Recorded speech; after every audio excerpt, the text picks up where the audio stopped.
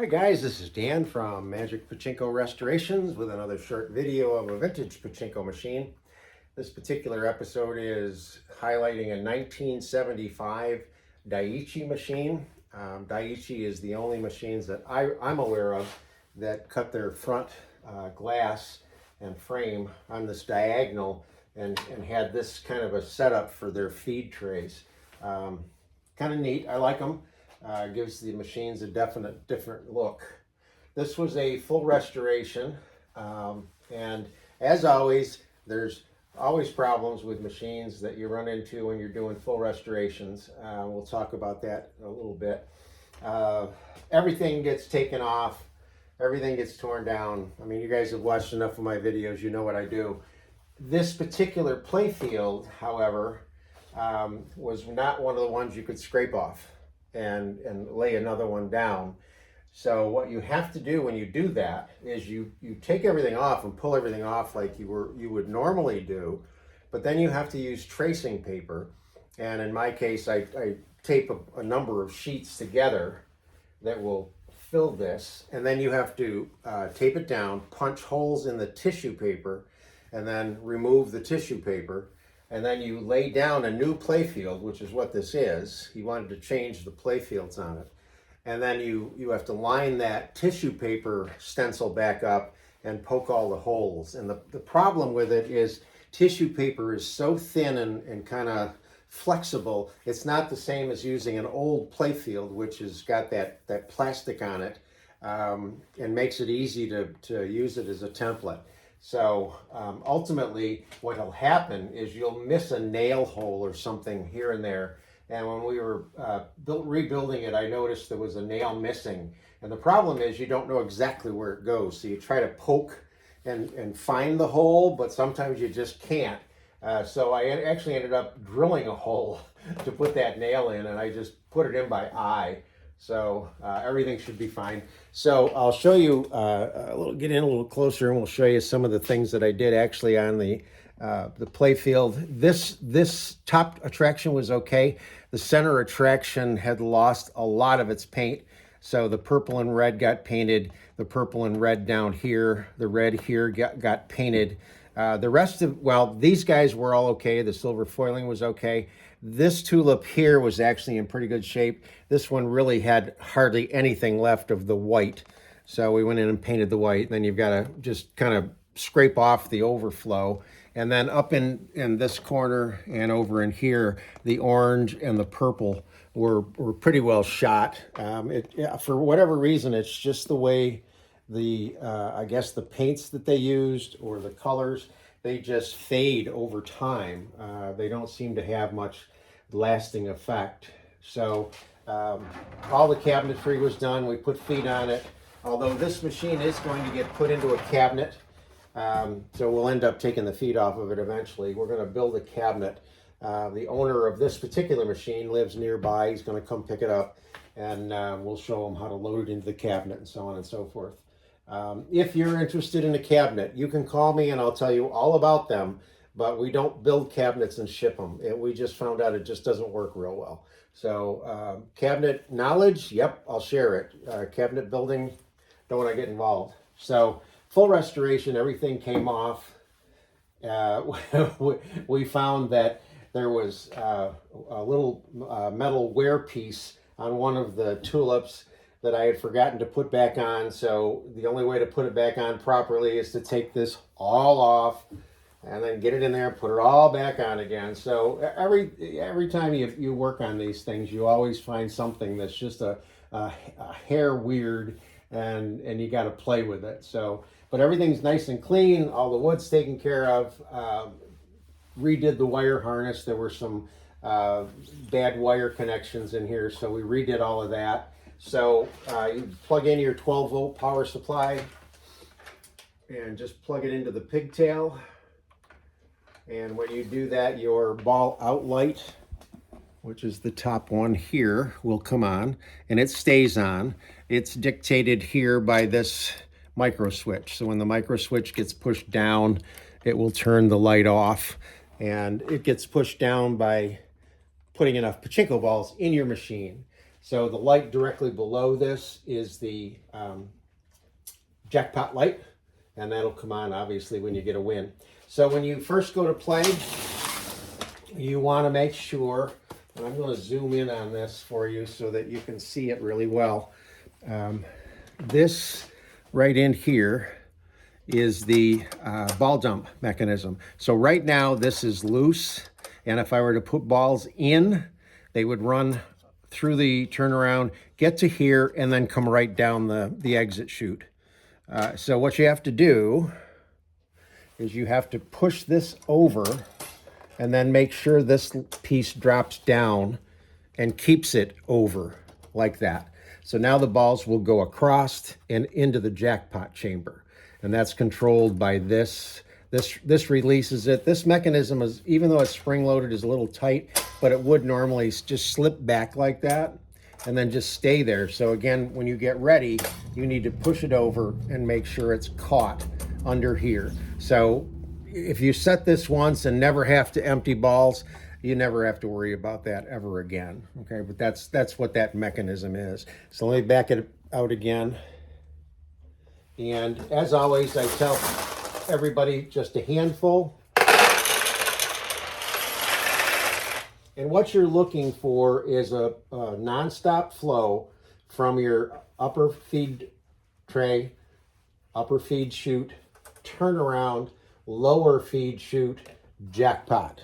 These are all terms you should be aware of. And the balls should run all the way down to the jackpot, fill the jackpot on both sides, and that's where they stop. So let's take another handful.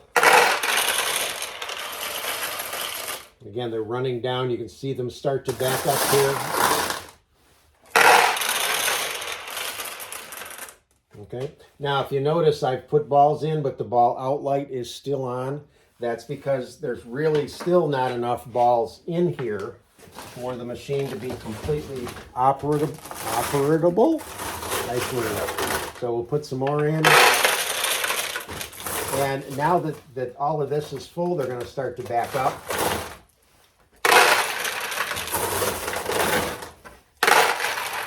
And at this point in time, there's enough balls backed up that it pushes down and it turns this micro switch off.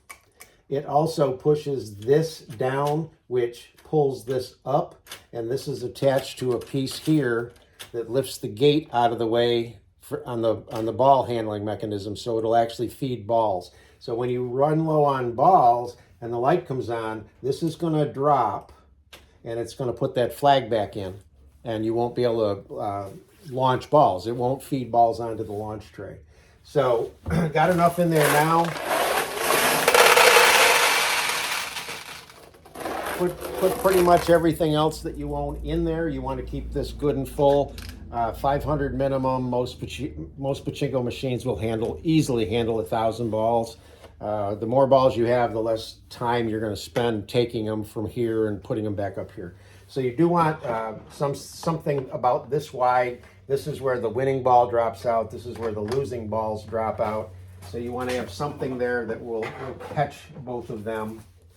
And then the other thing that you check is the position of your seesaw. Now the seesaw on this particular machine is actually it's clear plastic. It sits right in here on an angle like this, which is the way it's, whoa, on an angle like that. That's the way it's supposed to be. High at the right end, low at the left end. If it's ever in a position like this, right here is a little plunger. You just push up on that, and that'll swing this back up. So what happens when you get a win, any ball that comes in as a win stays in the confines of this piece of plastic here, no matter where they come in. They come over here and they run down into the end of the jackpot, or I'm sorry, the seesaw. The seesaw tips, it lets the ball out, and it rolls over to here, in this chute right here. The weight of the ball pushes the jackpot arm. You can just see it right there.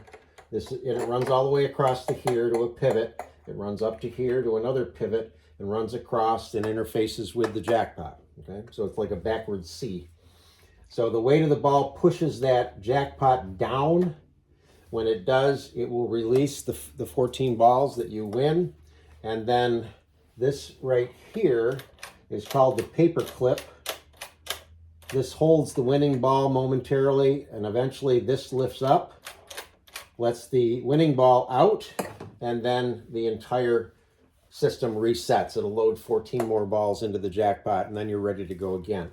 So always start with the seesaw up, and if you are playing and you don't get a win, you want to stop playing because something went wrong. You want to come back here. You want to take a look at where your paper clip is, and you want to take a look right in this area here and see if there's just a ball stuck in here. If there is, usually you can just wiggle this. You can wiggle this a little bit. The ball will dislodge, the machine will reset, and you'll be fine.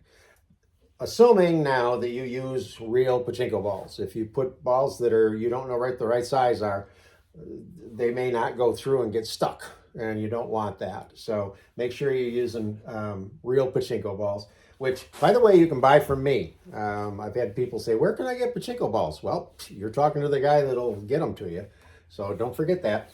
And also, this whole unit right here, the 12-volt power supply, the pigtail, this one doesn't have a fuse. Most of them do. The fuse and 12-volt bulbs. That's a power package that we've now put together, and that is available also if your machine that you're working on doesn't have power. So go to the website. You'll see all of the information. So now that the machine is fully loaded, the ball out light is off. Now I'm going to put a handful of balls in the front feed tray, and at this point, you're ready to play. Now, with any pachinko machine, an open tulip is a much bigger target than a closed tulip. But the machines are designed so that you can get a ball into a closed tulip. When you do, it will open up. Also, by going down through the upper attraction and the center attraction, it will also open these tulips and the side tulips. So ideally, when you launch a pachinko ball, you want it to come up and lose momentum right about here so that it starts to drop as close to the center as possible. Because keep in mind, if you put it into this or this, it's going to open these guys. And then you can, and the way that I've got the launch system set is if you go all the way down and let go, it will go a little further than the center, because you do have a tulip here that will be open, and there are times when you want to launch a ball and get it over here. So if you go just a touch light, you're going to get a launch that's right about in the middle of the machine. So right now, the only tulip that's open is this one, and we're trying to get one in there, or something in the upper attractions. There we go. Okay, I don't know that you saw it in the video because the lights are kind of bright, but there is a light back here that lights up momentarily when you do get a win. When I bench test these things, sometimes they tend to lean forward, sometimes they tend to lean back. I don't worry about that because I don't know where you're going to put it in your home. So the point being is when you do get it in your home, you want to make sure that your machine is leaning back just a little bit. I mean, not back like that. I mean, just back a little bit. Because if you don't, the balls are going to stay up against the plexiglass and may not go into the drain hole. You want the balls to be actually running against the playfield. So let's try to get a couple more wins here.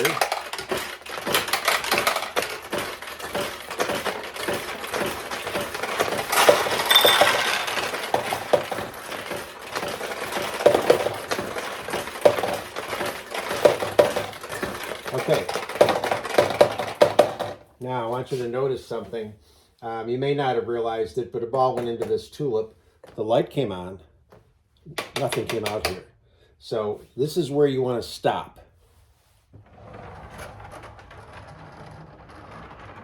Turn the machine around, and you're going to look here. The seesaw has been reset. It's okay. But if you look down here, there's a ball stuck right here. It didn't exit the machine. So this got. There, okay. So this, what happened was, I was jerking the machine around, is this brass piece came out. We didn't put that back in tight, and that's my fault.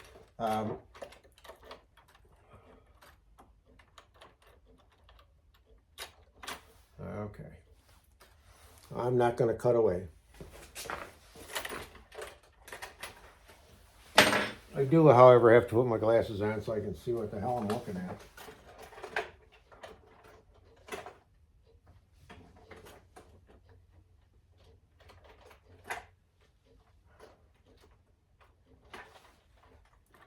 Okay, all right. So this gets pushed down, which lifts this up. It lifts this brass piece out of here and lets the balls out. Now this has been in and out a couple of times, so I think what I'm going to do is replace it with a screw that won't get loose. But it's a good example of what could happen to your machine. Most machines don't have this brass paper clip. It's just a piece of wire that's kind of looped around, but it fits down in here anyway, and the functionality is all the same. So it lifts up, lets the winning ball out. So it should be fine. We'll get all that taken care of.